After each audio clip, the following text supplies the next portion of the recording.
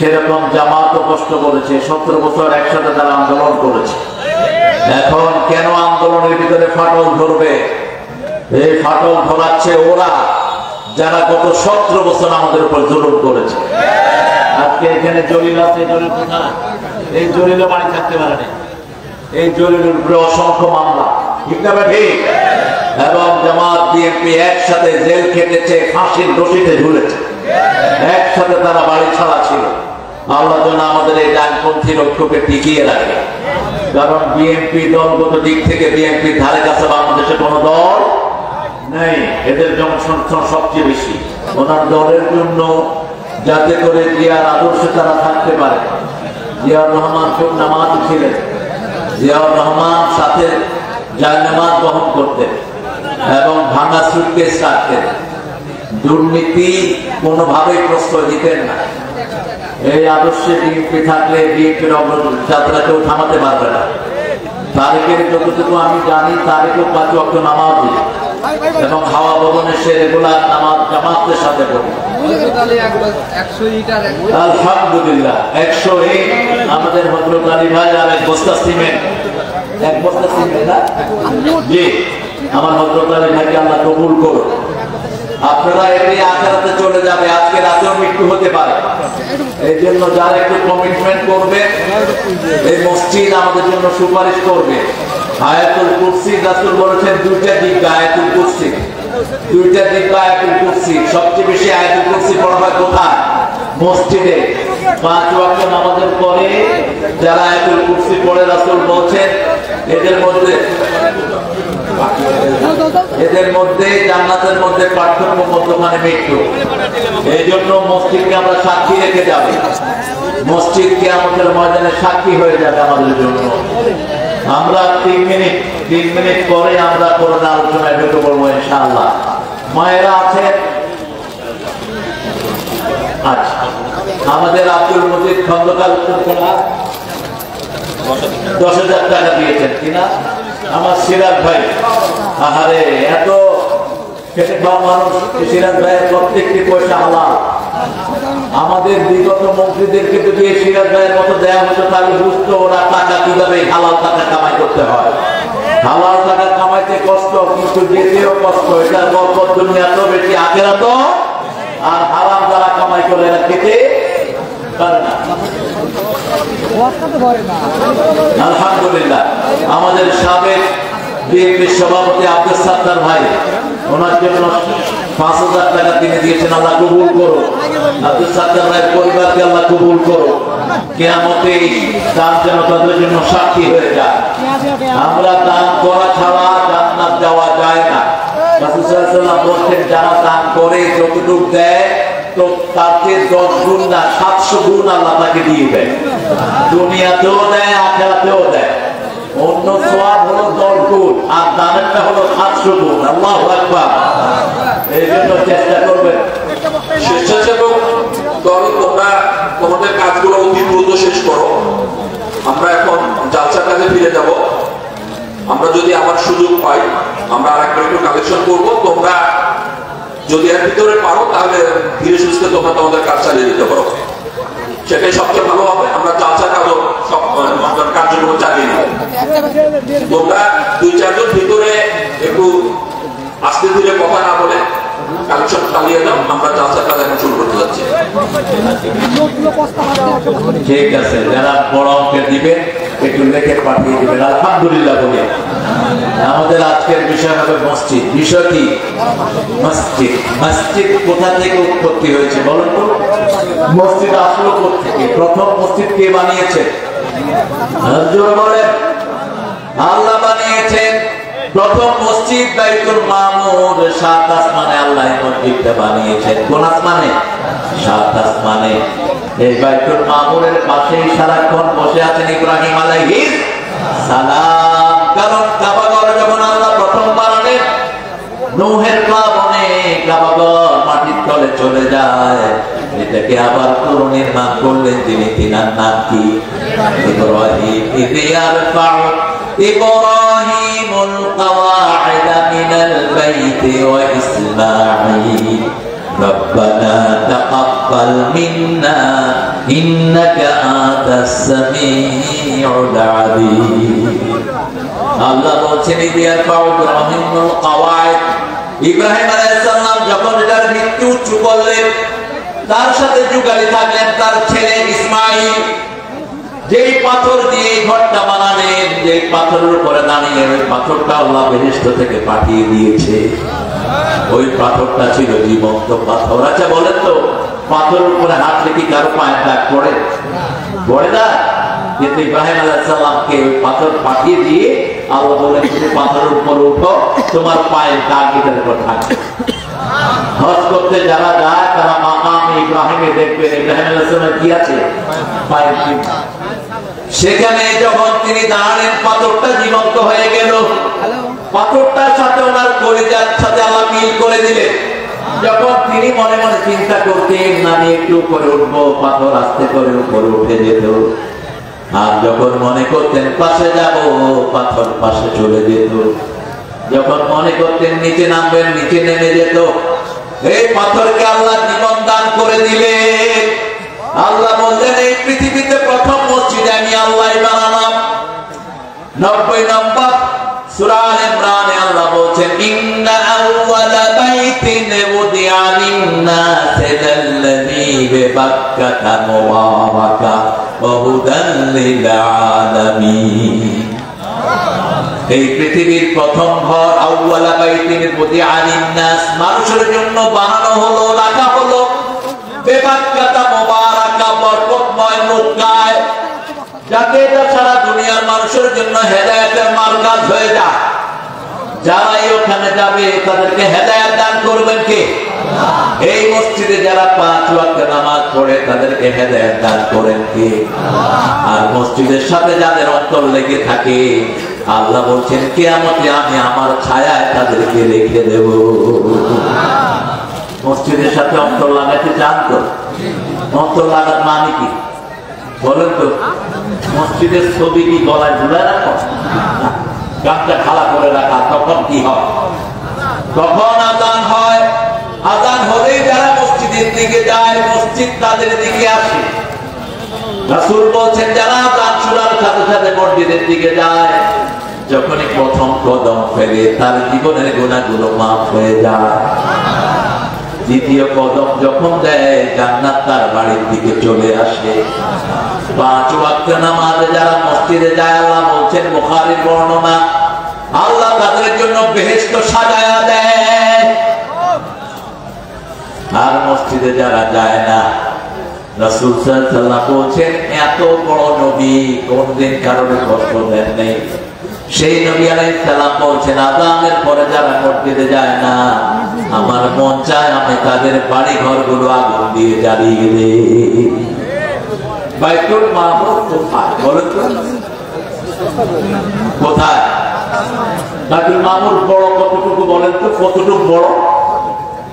আমরা কথা বলবো না, উঠা বসা করবো।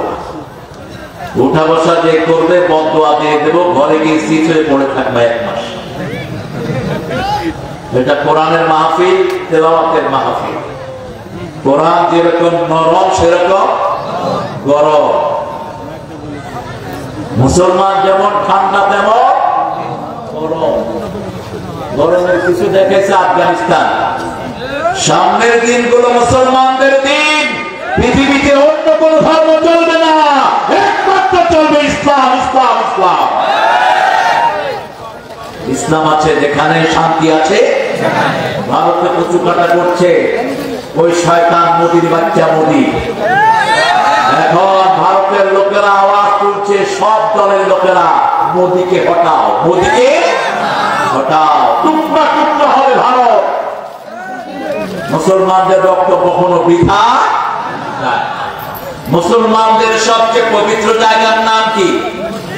মসজিদ। মসজিদ অর্থ হলো যেখানে সিজদা দেওয়া হয়। রাসূল সাল্লাল্লাহু আলাইহি ওয়াসাল্লাম বললেন, মান বানা বিল্লাহি বাইতান বানাল্লাহু বাইতান ফিল জান্নাহ। যে আল্লাহর জন্য কোন ঘর বানায়, আল্লাহ তার জন্য জান্নাতে ঘর বানায় দেয়। যে আল্লাহর জন্য করে, তার জন্য করেন কে? আল্লাহ করেন। এই জন্য আজকে থেকে নিয়ত করবো 5 ওয়াক্ত নামাজ কোথায় পড়বো? বাইতুল মামুরে 5 ওয়াক্ত আযান। আমার আযান হয় তাহাজ্জুদের নামাজের জন্য, যে সিস্টেমটা আমাদের দেশে হয়নি। যেমন রমজানে রাসূলের সময় মদিনাতে আযান হতো, একটা হলো সাহরির আযান আর একটা হলো ফজরের আযান। কিন্তু আমাদের দেশে করে কি, সেহরির সময় হলে আপনারা উঠুন, সেহরি শুরু করুন, ঠিক কিনা? কথা বলবেন, সেহরির সময় আর 10 মিনিট। আবার এক মুয়াজ্জিন ঘোষণা করতেছে, দক্ষিণ বাড়ির যে বাড়ি থেকে আমার খাওয়া আসার কথা, আমি দেখেছি তারা আজকে গোস্ত কিনেছে। যদি আমার খাওয়ায় গোস্ত না থাকে, এখনই আযান দিয়ে দেব, সেহরি খেতে পারবেন। কত বড় শয়তান আপনি চিন্তা করেন। অথচ মসজিদের সমস্ত ঘোষণা দেওয়া জায়েজ নাই। মসজিদের মাইকে শুধু নাম উচ্চারিত হবে কার, শুরু এবং শেষ, আগে পরে কোনো ঘোষণা দেওয়া যায়। আযান হতো, প্রথম আযান হতো সেহরি, কিসে? সেহরি শুরু। দ্বিতীয় আযান যখন বেলা দিতেন, সেহরি শেষ, সেহরি শেষ। কিন্তু যারা সেহরিতে থাকতেন তারা সেহরিটা খেয়ে উঠতেন। রাসূলুল্লাহ বলেন, আযানের সাথে সাথেই তোমরা খাওয়া একবার বন্ধ করে উঠে যেও না। যখন আযান চলতে থাকে তোমরা তোমাদের খাওয়াটা শেষ করো। কিন্তু আমাদের মাইকে বলে কি, খাওয়া বন্ধ করুন, খাওয়া বন্ধ করুন। বলতে বলা দরকার ছিল, তোর কথা বন্ধ কর, তুই আযান শুরু কর। তাহাজ্জুদের জন্য এখনো মক্কা মদিনাতে আযান হয়, তাহাজ্জুদের নামাজের জন্য আযান, সব কিছু আমাদের আযান। ওই আযান প্রথম শুরু হয় বাইতুল মামুরে।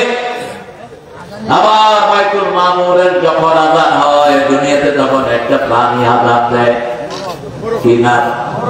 রাসূল বলছেন, যে কোনো প্রাণীকে গালি দাও, কিন্তু মোরগকে কোনোদিন গালি দিও। একদিন বেলা মোরগ জবাই করতেছিলেন মসজিদে নববীর সামনে। রাসূল সাল্লাল্লাহু আলাইহি ওয়াসাল্লাম হাসতেছেন।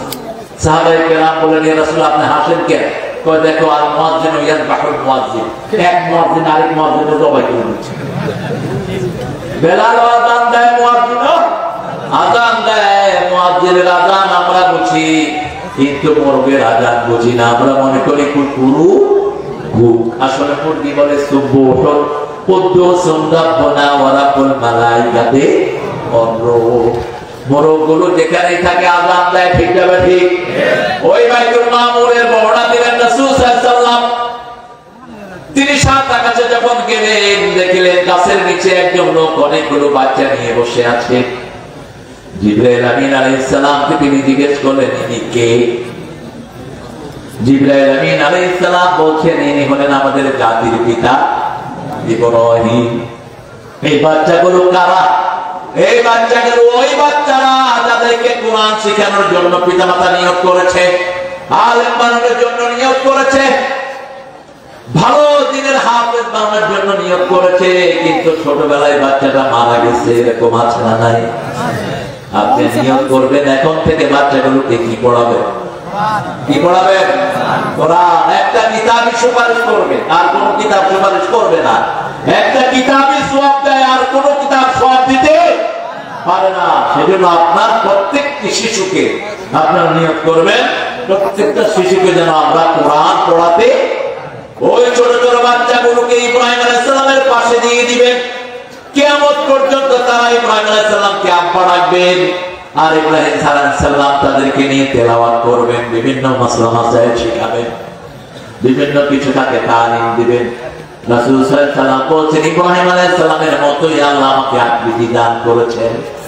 আবার আমার আকৃতি আমার নাতি হুসাইনকে দিয়েছেন রব্বুল আলামিন।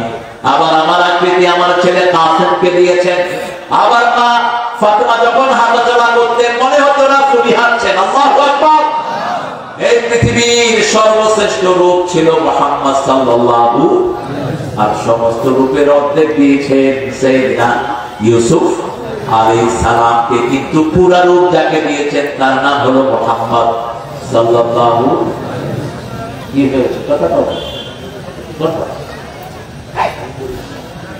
হ্যাঁ,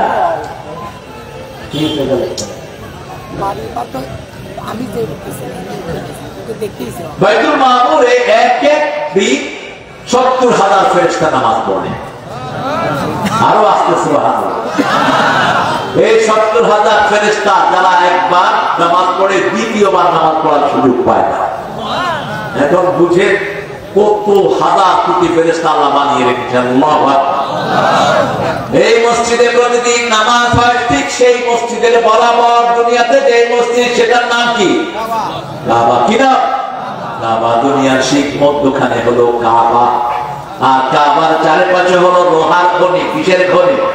লোহার খনি। এই জন্য কোরআনে একটা সূরা আছে, সূরা লোহা। দাও ওয়াসাতান লিতাকুনু শুহাদা আলান নাস। এত সুন্দর মিলের দুনিয়াতে আর কোনো কিতাব নাই। সে আল্লাহ রাব্বুল আলামিন বলছেন মসজিদ কিভাবে তোমরা গঠন করবা শুনে নাও। সূরা তাওবার 117 নাম্বার। মা কানা লিল মুশরিকিনা আন ইয়া'মুরু মাসাজিদাল্লাহ শাহিদিনা আলা আনফুসিহিম বিল কুফর। আল্লাহ বলেন কোন মুশরিক কবর পূজারী, মাজার পূজারী, মূর্তি পূজারী যেন মসজিদ কমিটিতে না থাকে। কার কথা? কার কথা? যারা মূর্তি বানায় এরা কি মুশরিক? কথা কথা শেখ মুজিবের মূর্তি বানালে কোনো গুনাহ হয় না। এটা মূর্তিও না, এমনি বানাইছে। বলা মনেও শিক্ষা দিয়ে দিচ্ছে।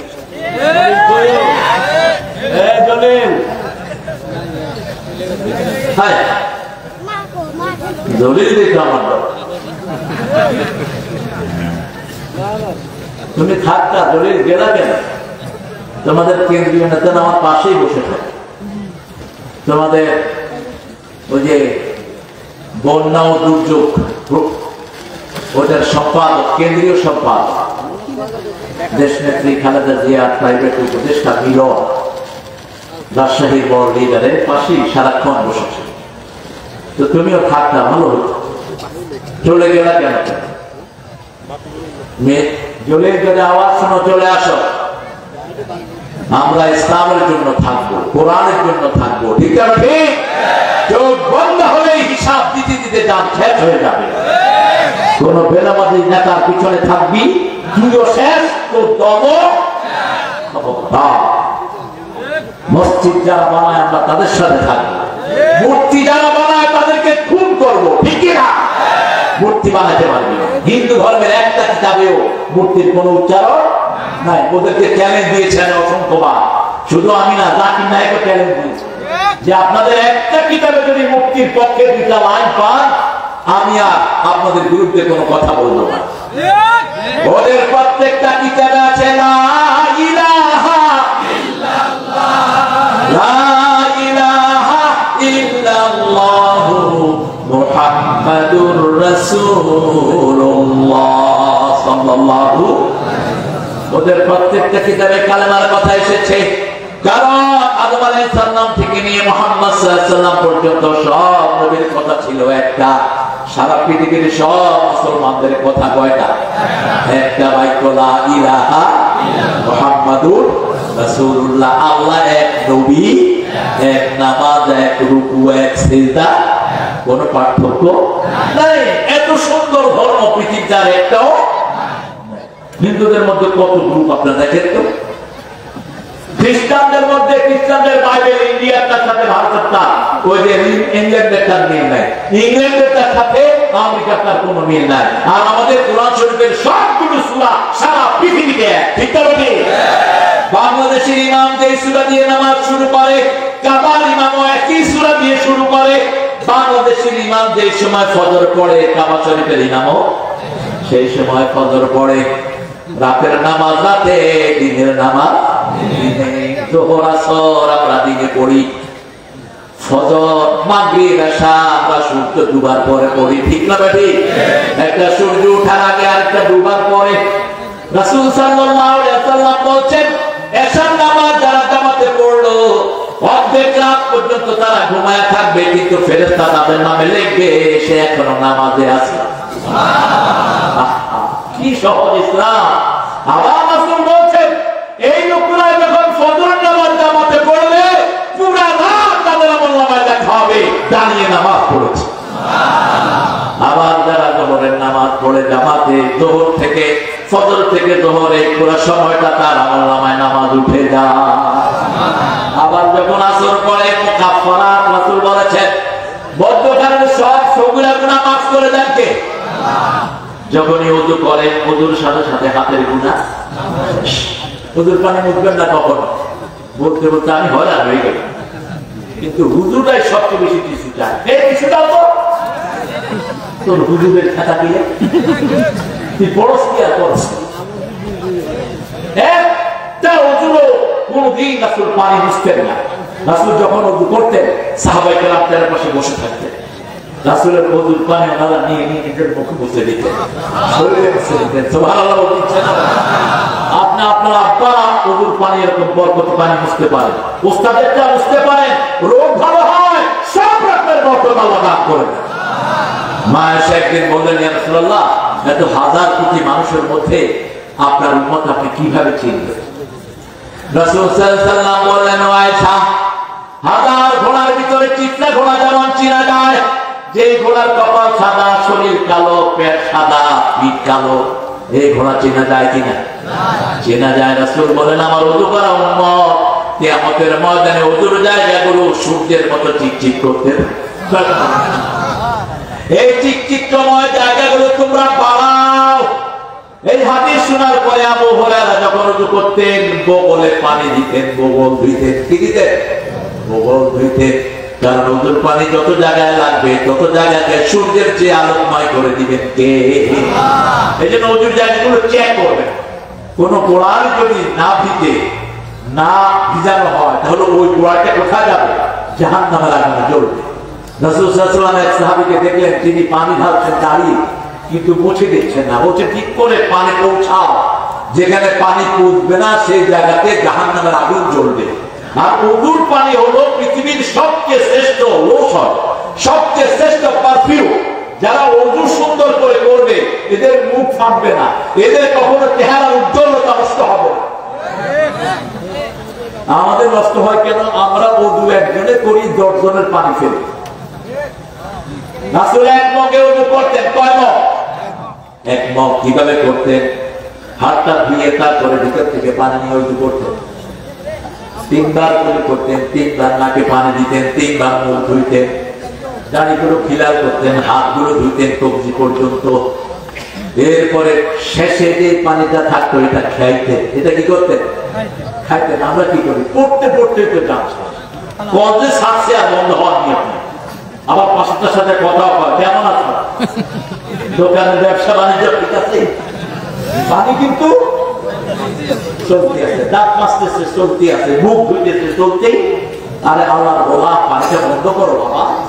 এই পানির জন্য কারবালার ময়দানে হুসাইনের কলিজার টুকরা দুনিয়া থেকে বিদায় হয়েছে। এই পানির কারণে আজও ফিলিস্তিনের শিশুরা মারা যায়। ঠিক না ঠিক? রাসূলকে জিজ্ঞেস করা হলো, সুম্মা লাতুসআলুন্না ইয়াওমাইযিন আনিন নাঈম, দুনিয়ার নিয়ামত সম্পর্কে জিজ্ঞেস করা হবে। সবচেয়ে বড় নিয়ামত কি?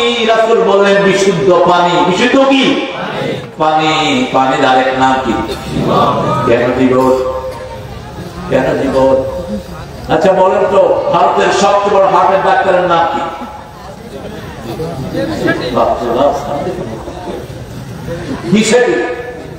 বেবি শেখ। এই বেটাকে হার্টের জনক বলা হয়। হার্টের সবচেয়ে বড় ভালো কার্ডিয়াক তিনি বলছেন, যারা হার্টকে ভালো রাখতে চায় তারা যেন প্রতিদিন সকালে উঠে 4 গ্লাস পানি খায়। কয় গ্লাস? 4000 বছর আগ থেকে চালু ওয়াটার থেরাপি। এই 4 গ্লাস পানি যে খাবে তার হার্টটা সম্পূর্ণ ভালো থাকবে, তার শরীরের প্রত্যেকটা অঙ্গ প্রত্যঙ্গ ভালো থাকবে। সুবহানাল্লাহ। কারণ শরীরের 1/4 ভাগ কি? পানি। দুনিয়ার 4/3 ভাগ কি? পানি। আমরা কিসের উপর আছি? পানির উপর। শরীরে রক্ত বেশি না গোস্ত বেশি? পানি বেশি, রক্ত বেশি। রক্ত যেগুলো অচল হয় এগুলো কোথায় যায়? নষ্ট যেগুলো হয়ে যায় কই যায়? পেশাবের সাথে বেরিয়ে যায়। শেষ কিডনি এগুলোকে পানি আকারে করে বের করে দেয়। সেজন্য আপনি সাগরে থাকলেও পানির অপচয় করতে পারবেন না। রাসূলের হাদিস। সাগরে থাকলেও পানির অপচয় করবা না। এক সমুন্দর নে আওয়াজ দি, এক সমুন্দর নে আওয়াজ দি, মুঝকো পানি পিলা दीजिए, मुझको पानी पिला दीजिए, लज्जते गम बढ़ा दीजिए। সে আল্লাহ রাব্বুল আলামিন বলেন মসজিদ বানাও, মসজিদ যত বেশি বানাবা মুসল্লির সংখ্যা বাড়িয়ে দিবেন কে? আল্লাহ। সব নবীরা দুনিয়াতে এসে প্রথম কি ধরেছেন? মসজিদ। ইব্রাহিম আলাইহিস সালাম মসজিদ বানালেন। আল্লাহ বলেন আযান লিন-নাস, আযান দাও মানুষের জন্য। ইব্রাহিম আলাইহিস সালাম বলেন আমি আর আমার ছেলে আযান দিয়ে কি হবে? আল্লাহ বলেন তোমার আযান যারা শুনবে মিন কুল্লি ফাদ্দিন, আমি দুনিয়ার সব মানুষকে আমি প্রতি বছর এই ঘরে এসে হজের ব্যবস্থা করে দেব।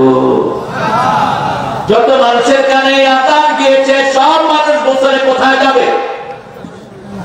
কাবা শরীফে যাবে। আপনাদের এই গ্রামে আযান পড়ছে কি?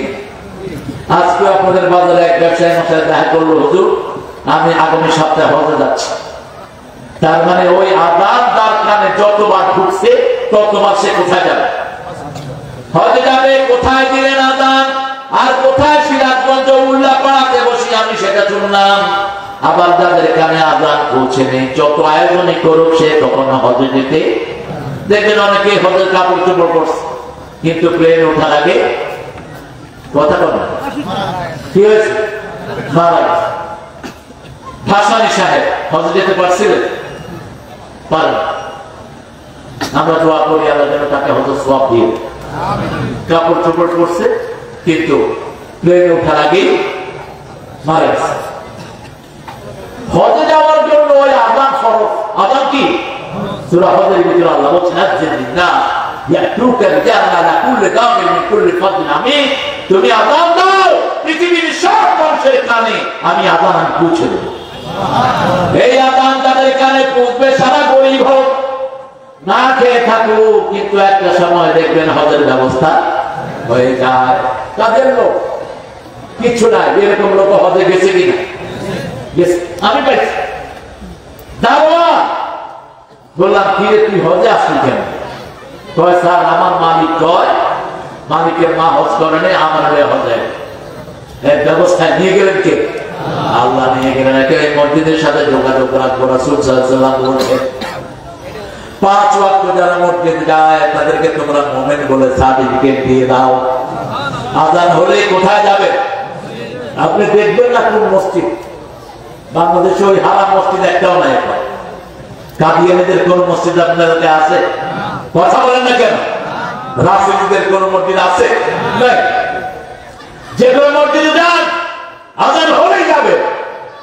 রাসূল বলেছেন সাল্লু খালফা কুল্লি বিদিন ফাজির, ইমাম সাহেব গুনাহগার হোক নেককার হোক তার পিছনে নামাজ আদায় করো। মসজিদের শৃঙ্খলা বজায় রাখো। মসজিদে গেলে মুসল্লিদের মধ্যে ভালোবাসা তৈরি হয়, ঠিক না ঠিক? ওই মসজিদে এখন কেন ভালোবাসা হয় না? কারণ মসজিদের সুন্নাত গুলো আমাদের জানা নেই। আমরা মনে করি মসজিদে গিয়ে নিজের খেয়াল খুশি মতো যা শুধু করবো।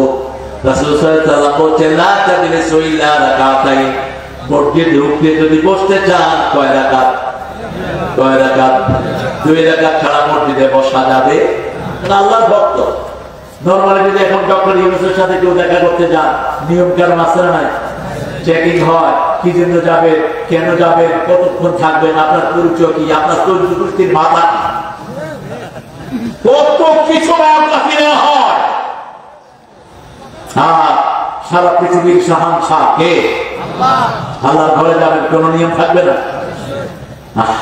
সেই নিয়ম কোথায়?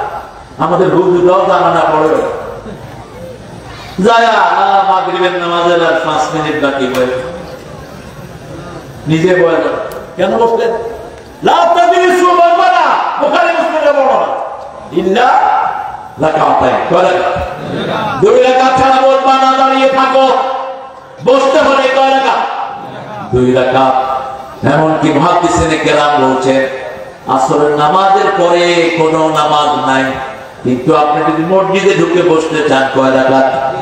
ফজরের সুন্নত ঘরে পড়েছেন, এর মধ্যে আর কোনো নামাজ, কিন্তু মসজিদে যদি যান কয় রাকাত।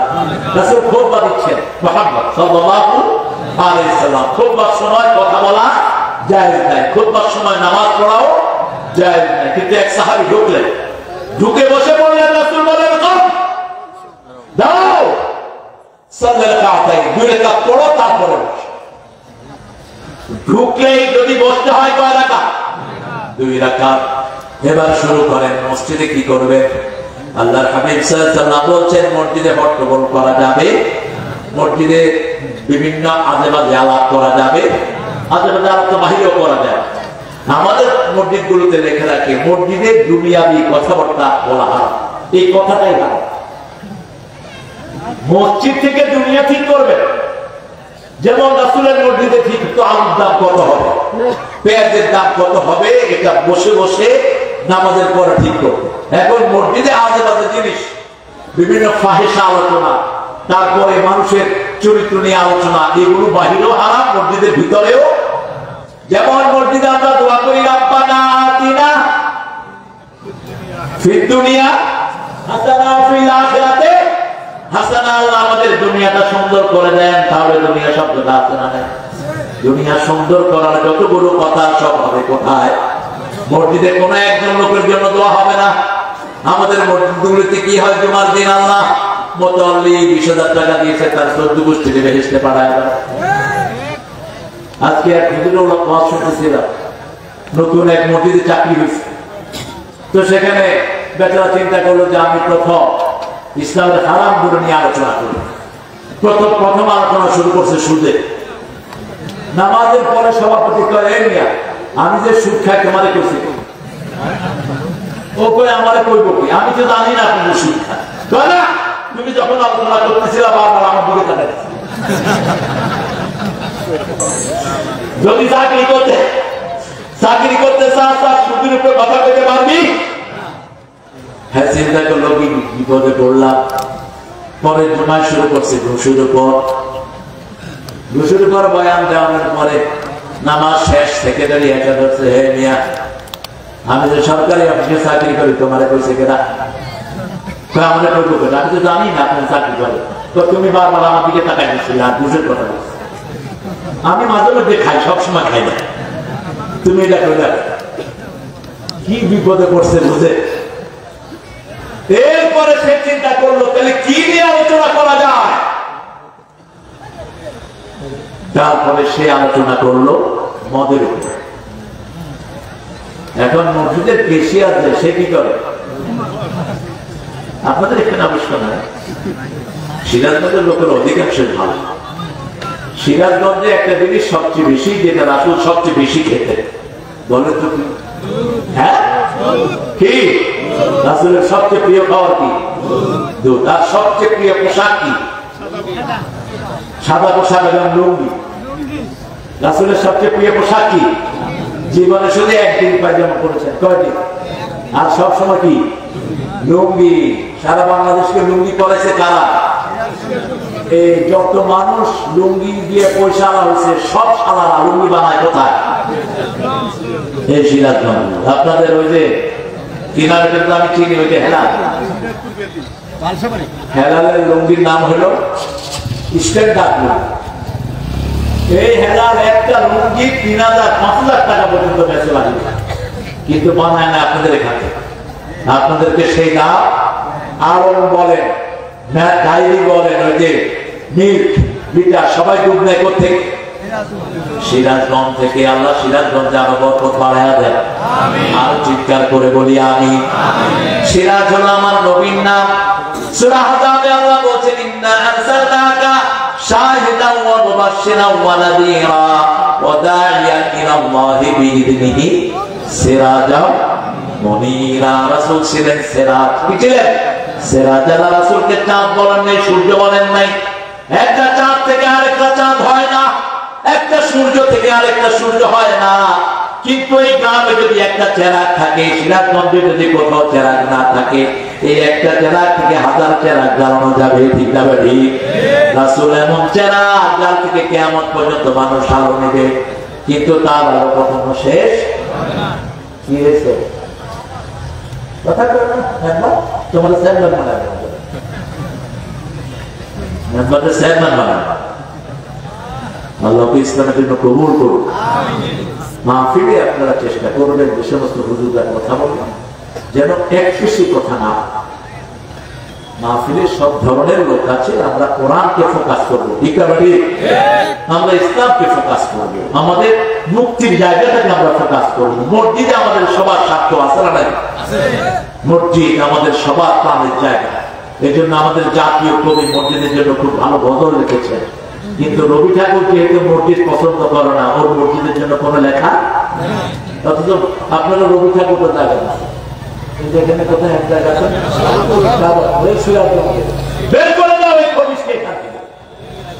খবিশ সারা জীবন ইসলামের বিরুদ্ধে লিখেছে। ঢাকাতে যখন বিশ্ববিদ্যালয় হবে এই সবচেয়ে বিরোধিতা করেছে, বলছে মুসলমানরা মেরেছ, এরা মূর্খ, এরা কোথায় বলতে পারে না কি বিশ্ববিদ্যালয়। সিরাজের বাংলাকে ছোট করেছে রবি ঠাকুররা কয়েকটা পান্ডা নিয়ে। সিরাজের বাংলা ছিল বাংলা, বিহার, উড়িষ্যা এবং ত্রিপুরা নিয়ে, এই চারটা নিয়ে বাংলা ছিল। মাত্র ছোট একটা অংশ আমাদেরকে দিয়ে শেষ। এই বেটা মারা গেছে 1941 সালে, আমরা স্বাধীনতা পেলাম 71 সালে। সে জাতীয় সঙ্গীত লিখলো কেন? জাতীয় সঙ্গীতের ভিতরে ইসলাম বিরোধী কথা বেশি না কম? বেশি। আমার সোনার বাংলা, সোনার বাংলার মালিক আমি তোমার ভালোবাসি। আল্লাহ বলেন আল্লাযীনা আমানু ওয়াশাদ্দু হুব্বান লিল্লাহ, যারা ঈমান এনেছে সবচেয়ে বেশি ভালোবাসবে কাকে? এজন্য উঠতে বসতে চলতে ফিরতে আমাদের লোকে কার নাম? ছেলে পরীক্ষায় ফার্স্ট ডিভিশন পেয়েছে, কাকে ডাকি? আমার বিপদ আসতেছে, কাকে ডাকি? অসুস্থ হয়েছে, কাকে ডাকি? যে কোনো কিছু নিতে কাকে ডাকি? 24 ঘন্টায় একজনের নাম আমরা বলি, ঠিক না ঠিক? এরপরে লিখছে চিরদিন তোমার আকাশ তোমার বাতাস। আকাশ বাতাস কার? আল্লাহ। নজরুলের অবস্থা দেখেন, সুন্দর কথা বলতে গিয়েই আল্লাহ প্রশংসা শুরু করছে। আর রবি ঠাকুর বলেছে আমি মরিতে চাই না সুন্দর ভুবনে, ধন্য আমি তোমাকে বাসিয়াছি ভালো। ভুবনটা সুন্দর, কিন্তু যিনি বানালেন তিনি কো? এবার নজরুলের দিকে তাকান। সুন্দর ফুল সুন্দর ফল, মিঠা নবীর পানি, আল্লাহ তোমার মেহেরবানি, আল্লাহ তোমার মেহেরবানি। তুমি কতই দিলে রতন, ভাই বেড়াদার পুত্র স্বজন, ক্ষুধা পেলে অন্ন যোগাও, মানি চাই না মানি, আল্লাহ তোমার মেহেরবানি। এটা বললে বোধহয় গুনাহ হবে? হ্যাঁ, তোমার হুকুম তরক করি আমি প্রতি পাই, তবু আলো দিয়ে বাতাস দিয়ে বাঁচাও এ বান্দায়। শ্রেষ্ঠ নবী দিলে মোরে তরিয়ে দিতে রোজ হাসরে, পথে না ভুলি তাই তো দিলেন পাক কোরআনের বাণী, আল্লাহ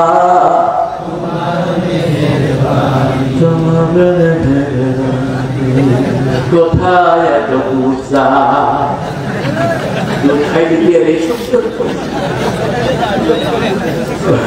প্রতিদিন রাতে দুধ খেয়ে শোবে, জীবনে শক্তি বেড়ে যাবে। পৃথিবীর একমাত্র খাওয়া যেটার ভিতরে সব গুণ আল্লাহ দিয়েছে। শুধু যদি কেউ দুধ খায় আর কিছু খাওয়ার কোনো দরকার নাই। বিশেষ করে 40-এর পরে যারা দুধ খাবেন না, হাড্ডিগুলো নরম হবে, হাড্ডির শক্তি কমে যাবে, আপনার গিরাগুলো কামড়াবে বাতে। দুধের ভিতরে সব রকমের প্রোটিন দান করেছেন সেই নবী রহমান। মসজিদকে সবচেয়ে বেশি ভালোবাসতেন। মদিনায় প্রথম কি বানালেন? মসজিদ। দুই ভাই থেকে জায়গা কিনলেন, সোহেল এবং সোহায়েল। দুই ভাই থেকে জায়গা কিনে নিজের মসজিদের পিলার গাড়লেন, নিজের মসজিদে ছাউনি দিলেন। রাসূলের মসজিদ ছিল কাঁচা, মুসল্লি ছিল। এখন মসজিদ গুলো পাকা, মুসল্লি গুলো কাঁচা। এটি নিয়ম, যখন কোন ঘর থাকে কাঁচা, মানুষগুলো হয় পাকা। আপনি দেখবেন যে সমস্ত প্রতিষ্ঠানে যাওয়া রাস্তা ভালো ছিল না, হাইটা টাইটা গিয়া পোলাপান ভালো রেজাল্ট করতো, ঠিক না ভাই? আর যখন একদম 10 পাস করে যায় ওই রেজাল্ট আর পাওয়া যায় না। আমরা মসজিদ গুলোকে পাকা করব, মসজিদ গুলো হবে দ্বীনের ইসলামের কারাগার, ইসলামের সবচেয়ে বেশি সৌন্দর্যকার হবে মসজিদ। আর মসজিদের যেখানে ইমাম দাঁড়ায় ওটা হবে অস্ত্রের জায়গা, বুঝলে? ওটার নাম হলো মেহরাব। কি না? মেহরাব মানে কি? যেখানে কি রাখা হয়? অস্ত্র রাখা হয়। হরমোন মানে যুদ্ধ, যুদ্ধের সরঞ্জাম যেখানে রাখা হয়। কোন মানুষকে নিয়ে অত্যাচার করবো, মসজিদ থেকে বাহিরে নিয়ে আমরা তাকে দমন করবো, ঠিক কিনা? কোন নারীর উপর কেউ নির্যাতন করবে, চোখ দিবে আমার মনের পর, চোখ আমরা তুলে ফেলবো। এই মসজিদ থেকে সেই সংগ্রাম চালানো হবে। মুসলমান সব কাজে লাগে কোথায় যেতে? রাসূলের সময় যখনই কোন জরুরি এলান হতো, রাসূলের সময় বেলালকে বলতে তুমি আযান দাও। তুমি কি দাও? আযান দিলে সাহাবায়ে কেরাম দেখতো সূর্যের দিকে দেখে ঘড়ির সময় বলে। এখন এরকম বুড়া বুড়ি আছে না নাই? ওই সূর্যের দিকে দেখে দেখতে যখন জোহরের নামাজ হয় আযান কেন? নিশ্চয় কোন জরুরি সংবাদ আছে। সবাই মসজিদে এসে জমা হতো। মসজিদে ব্যক্তিগত কোন কাজে কারো জন্য একাকি দোয়া করা জায়েজ নাই। এক সাহাবী এসে রাসূলকে বলছেন, ইয়া রাসূলুল্লাহ, আপনি একটু দোয়া করেন আমার ব্যবসা যেন বেড়ে যায়। রাসূল বলেন, তোমরা দোয়া করো এর ব্যবসা যেন কোনো উন্নতি না হয়। দোয়া করতে ভালো করে। রাসূল বলছেন মসজিদে একার জন্য না, মসজিদে দোয়া করলে সবার জন্য হবে, ঠিক আছে? কোন ব্যক্তির নাম ধরে একাকি দোয়া করা জায়েজ। যখন আপনি ইমাম সাহেবের কাছে দোয়া চাইবেন, বলবেন হুজুর আমার আব্বা মারা গেছে, আম্মা মারা গেছে, হুজুর আপনার জন্য পার্সোনালি দোয়া করবে, কিন্তু সেটা মসজিদের মাইকে নয়, পার্সোনালি করবে। সারা দেশে বন্যা হয়ে সিরাজগঞ্জের অসংখ্য মানুষ চলে গেছে, এরকম হয় কিনা? এদের জন্য যখন দোয়া হবে তখন মসজিদ থেকে হবে, ঠিক না? তখন মসজিদের মাইক ইউজ করবে। যেমন রাসূল সাল্লাল্লাহু আলাইহি ওয়াসাল্লাম তবুকের মুতার যুদ্ধের যারা শহীদ তাদের ঘোষণা দিয়েছেন মসজিদের মাইকে। এমনি নরমালি যে মানুষের মৃত্যুর ঘোষণা দেয় এটাও মসজিদ থেকে রাসূল কখনো করেন না। মসজিদ বড় পবিত্র জায়গা, একজনের কথাই উচ্চারিত হবে, তিনি কে? মসজিদে ঢোকার সাথে সাথে একটা সুন্দর দোয়া রাসূল পড়তেন। বলেন তো কি দোয়া?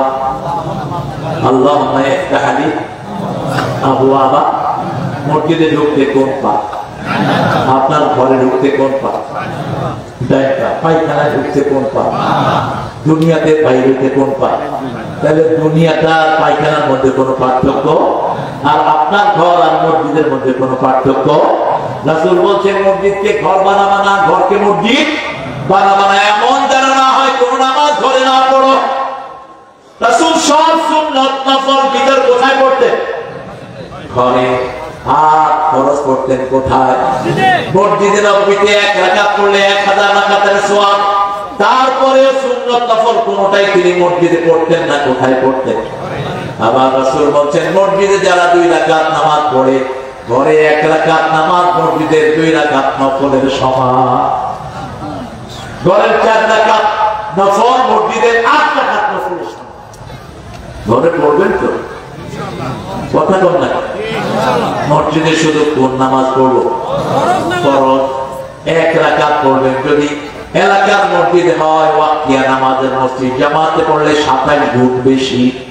আর যদি জামে মসজিদ হয় যেটা আপনারা বানাচ্ছেন, 1 রাকাত পড়লে 500 রাকাতের সওয়াব আল্লাহ আমলনামায় দিয়ে দিবেন। আবার রাসূল বলেন যদি মানুষ জানতো প্রথম কাতারে কি সওয়াব, গৌড়িয়ে হলেও কোথায় যেত? প্রথম কাতারে যেত। প্রথম কাতারে কিসের সওয়াব? ওট কোরবানি। কিসের? ওট কোরবানি। দ্বিতীয় রাকাত গরু দুম্বা। তৃতীয় রাকাত। তৃতীয় রাকাত ছাগল দুম্বা। চতুর্থ রাকাত মুরগি। পঞ্চম রাকাত। ষষ্ঠ তোর কপালে যা আছে তোর লাগে মুরগিও নাই, দিব তুই কচু গাছের কচু ভাতা। এখন আমাদের বহু নেতা কি নেতা আসে শেষে ঠেলে ঠেলে আসে। আপনাদের বাহেরা মসজিদ চিনেন তো? আমি জুমা পড়াইলাম কয়েকবার। তো প্রথমবার যখন জুমা পড়াইতে গেছি আমি জুমার আগে যে খুতবাটা হয়, খুতবাটার বাংলা বলছিলাম। খুতবা তো দুইটা হতো রাসূলের মধ্যে, আমরা তিনটা দিয়ে ফেলি। তা আমি খুতবা দিচ্ছি, একজন লোক দেখি যে এরকম করে আসতেছে, এই ওখানে বসো, আবার আসছে, এখানে বস। দুজন পুলিশ ছিলেন, বলছে আমাদের এসপি স্যার। মসজিদে এসপিও না ডিসিও না, এগুলো বাহির বস, এক কদম আগাবো না। এসপি সাহেব বসে পড়ছেন, হাতে বাচ্চা একটা। নামাজ শেষ, বাচ্চাটা আমার দিকে ঠেলে দিচ্ছে। বাচ্চাটাকে আমি আদর করলাম, বলছে স্যার আমরা আপনার খুব ভক্ত, এই যে আমার ছেলে, আমি জানতাম না এই হাদিসটা। না জানলে মসজিদে ঢুকলে কেন?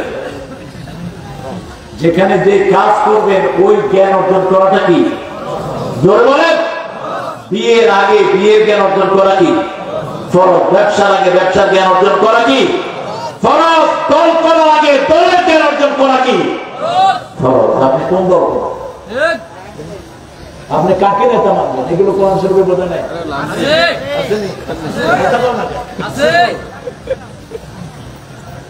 আমরা নেতা মানবো আমার কোরআন দেখে, ঠিক না ঠিক? কোরআনে সবার কথা যেমন আছে, মসজিদের কথাও কোরআনে আছে। মসজিদে সবার জন্য সমান।